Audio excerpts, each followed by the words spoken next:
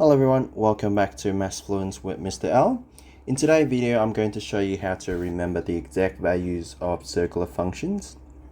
So when it's come to circular functions, I've had students who told me that they found it easier to remember these values of the table like this. So where you have this, these 0, 30, 45, 60, and 90 degrees, and you gotta have to remember the different the exact value of sine, cosine, and tan for those angles there. But in this video, we are not going to do that. We're not going to use the table. In fact, we are going to use our hand, to be more precise. This is our left hand to learn these exact values.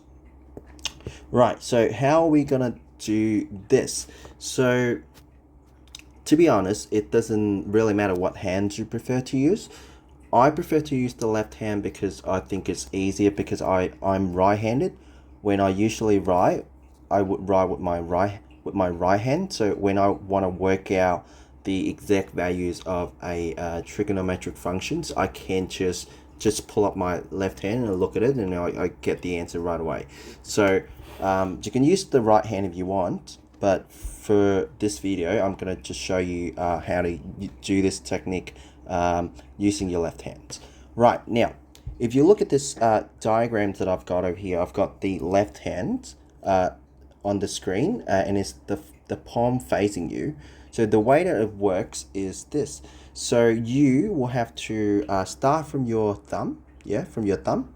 It will start as your 0-degree finger, and then you go to 30-degree finger, to 45-degree finger, to 60-degree, and then to 90-degree, which is on your pinky finger, right? So it's 0-degree, 30-degree, 45, 60, and 90. Those are basically the only thing that you really have to remember, right? And also you need to understand that 30-degree is the same thing as pi over 6. Why is that? Because 30-degree times pi over 180 will convert degree into radian, which is going to be pi over 6, right? So pi over 6, pi over 4, pi over 3, pi over 2, each represent the different angles, right? Now, there's one more thing that you need to remember, which is the sine value is toward the left of your left hand, right? And on the right side, it will be your cosine value. All right, so, and in order to find out the actual answer to the exact value, what you need to remember is this little formula here. Okay, let me just change the color to make it brighter. So this little formula here, so you would have the square root, and then over 2. Now inside the square root, you're gonna put I'm gonna write fingers. All right, I'm gonna write fingers. Now it might be a little bit hard to understand what it all means. Let me just do one as an example for you, right? So for example, if I want to find out find the exact value, I'm going to just write it down. Find the exact value of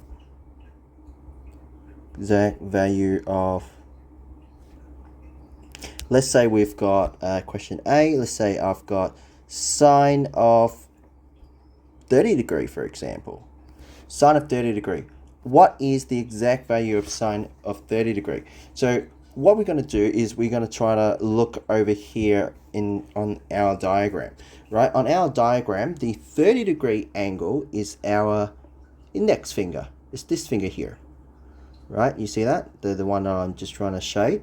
Yeah, that's our finger, right? Your index finger. So how are we going to find the exact value for sine of 30-degree? All you need to do is to look at how many finger do we have to the left, because sine's value is on the left side of our left hand, right? So let me just draw this down. So because this is our 30-degree finger, so we're not going to count it, right? We're going to look at how many fingers do we have to the left of our index finger, or our 30-degree finger. So over here to the left, there's only one finger, right? There's only one finger to the left. So therefore, sine of 30 degree is going to be equal to the square root of the number of fingers to the side that we want, which is 1 over 2.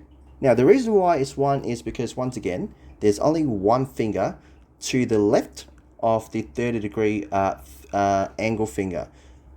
And why are we going to the left but not to the right? It's because of sine.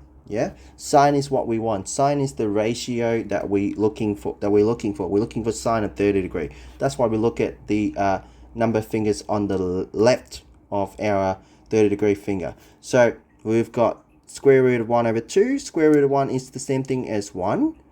Therefore, our exact value for sine of 30 degree is 1/2. Right. So what if we want, let's say we want to find out what is the exact value for cosine of 60, right? Actually, let's say cosine of 30. Cosine of 30 degree, right? Cosine of 30 degree, how are we going to do this? So we're going to do the exact same thing. We're going to do the exact same thing. So what we're going to do is we're going to locate our 30-degree finger, which is going to be on your index finger. That's your index finger, right? So we are going to go to the right of our left hand because the cosine ratio is on the left. Sorry, my bad. What I'm saying. Because the cosine ratio is on the right of our left hand, so we're going to look to it that way, right? And see how many fingers do we have that way. This, we're not counting the 30-degree finger, so we're going to look. There's 1, there's 2, there's 3. So therefore, my the exact value for cosine of 30 degree is going to be the square root of the number of fingers that we have, which is 3 over 2. So therefore, cosine of 30 degree is 3 over 2. All right. What if we have, let's say we do another one. Let's do another one. Let's say we've got, how about sine of 90 degree? Sine of 90 degree. Okay. How are we going to do that? So we're going to do the exact same thing. So we're going to go ahead and locate our 90-degree finger. Excuse me. So here's our 90-degree finger. It's on our pinky. Now we are going to look to the left side of our left hand, which is we're going to look this way and count how many fingers do we have that side, right? So we got 1 finger, 2 finger, 3 finger, and 4 fingers, right? So so the answer is going to be the square root of the number of fingers that we have, which is 4 over 2, right? The square root of 4 over 2 is the same thing as 2 over 2, and it's the same thing as 1. So therefore, sine of 90 degree is going to be 1. All right? Right. Let's clean up the board a little bit and go ahead and try some extra example. All right? All right, so here I have some extra example that we can use to practice. So I fixed up the formula a little bit, so I changed it to the square root of number of fingers, so maybe it's easier for you to understand that way, over 2. All right, so let's just go ahead and try to do these examples here. So the first example is looking for cosine of 60 degree. So let's look at our diagram over here. So cosine of 60 degree is going to be our ring finger, right? Our ring finger, right? And to the right of our ring finger, there's only 1 fingers left on the hand, so that's just the 1 finger. So therefore, we are going to have the value of cosine of 60 degree equals to square root of 1 over 2, right? The reason why we're looking at the we're looking to the right is because cosine is on the right side of our left hand, just like this diagram, right? So we've got 1 over 2. Okay, sine of 45 degree. Sine of 45 degree. Now, do you want to pause the video and then have a go at that yourself. Okay, so if you have the 45-degree finger is our middle finger right there, right? Now, because it's a sine, therefore we are going to look at the to look at the left side of our ring finger.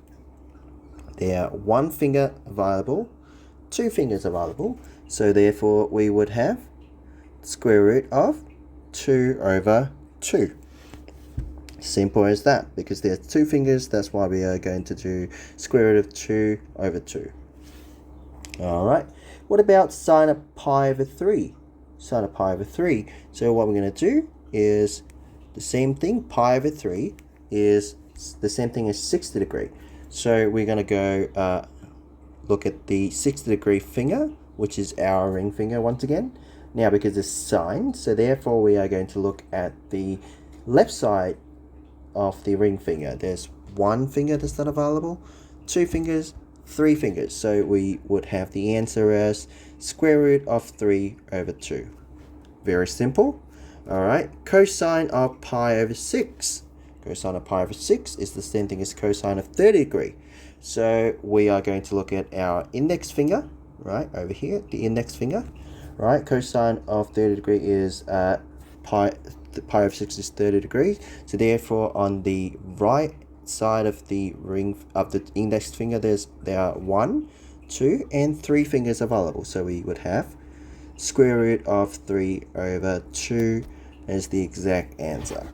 Now you might say to me, Mr. L, why are we only able to do sine and cosine, whereas the table we are able to remember the tangent value as well? Well, yes, the table show you the sine and cosine and also the tangent value. However, it's not hard to find the tangent value once you know the sine and cosine value. So here's how you're going to find the tangent value. Let's look at tangent of 60 degree, for example. Now, there's one thing that you need to remember. So tangent of 60 degree, tangent is the same thing as sine divided by cosine. That's what you need to remember to find tan. All right. Tangent of 60 degree is the same thing as sine of 60 degree divided by cosine of 60 degree. That's what you do. Right? All you need to do is remember that. So if we know that, right, if we know that truth, tan of 60 degrees is the same thing as sine of 60 degree divided by cosine of 60 degree, all we need to do is to work out what is sine of 60 degree. So sine of 60 degree is the same thing as here on this finger. Right, on our ring finger, our 60 degree finger. So sine of 60 degree would be square root of 3 over 2, because there are 3 fingers to the left of the ring finger. Alright, sine of 60 degree is 3 over 2 divided by cosine of 60 degree, which is going to be, right, once again, over here's our ring finger, the 60 degree, and there's only one finger to the right of our ring finger, so therefore we would have 1 over 2 as the answer. So we got root 3 over 2 divided by 1 over 2, and if we do that we would have root 3 as the answer. Alright, now what about tangent of pi over 6? Tan of pi over 6, once again, pi over 6 is the same thing as 30 degree, therefore we have this finger to work with. Now tan is the same as sine divided by cosine. So sine of 30 degree or sine of pi over 6, okay, divided by cosine of pi over 6. Very simple. All we need to do is to remember tan is the same thing as sine divided by cosine. Alright, and sine of pi over 6, if we look at the diagram over here, there's only one finger to the left side of our index finger, so therefore sine of pi over 6 is going to be 1 over 2, right? And then divided by cosine of pi over 6, because we have pi over 6 is 30 degree, and there are 3 fingers to the right side of our index finger, so therefore cosine of pi over 6 is going to be square root of 3 over 2. Now, if we do that, we would have 1 over 2 divided by root 3 over 2, which is the same thing as 1 over root 3.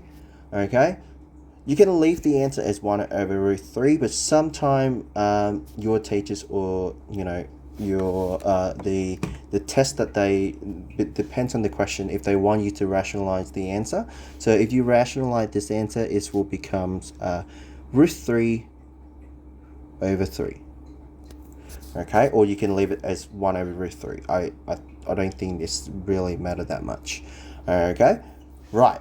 So I hope that I helped you to remember the exact value of a circular function, and I hope that you find this method is the easier method, because it's helped me so much, and it's also helped my students so much. All right. If you like the video, please leave a like and subscribe, and stay tuned for more video. All right. Bye bye.